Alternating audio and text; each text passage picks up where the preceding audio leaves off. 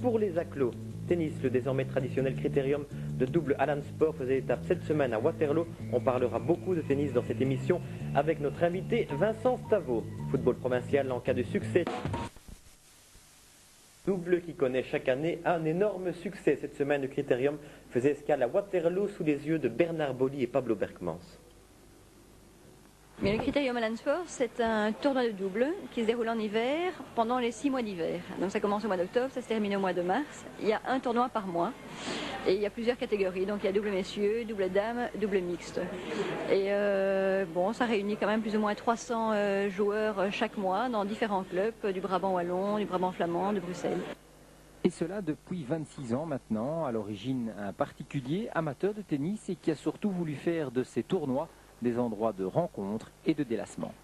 L'ambiance est différente des tournois d'été, beaucoup plus conviviale. Les gens apprennent à se connaître au fil des tournois, etc. Sont toujours contents de se retrouver. Donc il y a vraiment une ambiance autour du tournoi lui-même. C'est sympa, toujours les mêmes joueurs qui deviennent des copains au fur et à mesure des années. Ça devient très sympa. Ouais. Donc c'est vraiment ça, c'est la convivialité, plus conviviale que l'été ? Non, je peux pas dire que c'est plus convivial que l'été, mais pendant l'hiver, c'est vrai que c'est sympa de faire des tournois de double. On a plus le temps de se consacrer à ce genre de choses qu'en été où là on entame une période de tournoi de simple. On rencontre plein de gens et il y a des très très bonnes parties. Donc c'est vraiment très familial, très sympathique et très fair-play. Et au bout, non pas une coupe ou un trophée, mais des prix originaux. Il y a de très beaux prix cette année, en tout cas des voyages en Italie, offerts par différents sponsors, etc. et d'autres prix aussi. Un voyage valable pour la paire, évidemment. Si en double mixte, cela donne des envies, en double messieurs, on est moins catégorique. On n'y pensait pas au début, mais non, c'est vrai qu'on est bien parti, donc on commence à y penser, mais sans plus, c'est secondaire. Et à ce moment-là, on part à deux ? On verra. On verra, oui, sûrement. Hein. Bon, on l'a gagné ensemble, on part ensemble, c'est tout. Oui, on joue en couple exactement. On a la chance pour l'instant d'être à ex-aequo en tête du critérium.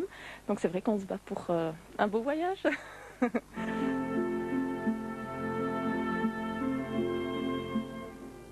Voilà, et certains ont vraiment de la chance de faire ce voyage en Italie. Alors Vincent, vous êtes un passionné de double, de tennis, je le sais, mais de double, ça vous plaît? Non, mais le double, oui, c'est sympa. C'est vrai que comme ça a été dit dans le sujet, le double, ça permet justement une plus grande convivialité. Et puis on le voit même quand vous allez à Roland-Garros et que vous voyez les doubles. L'année dernière, Vliegen a joué avec Malice contre Kafelnikov à Reus.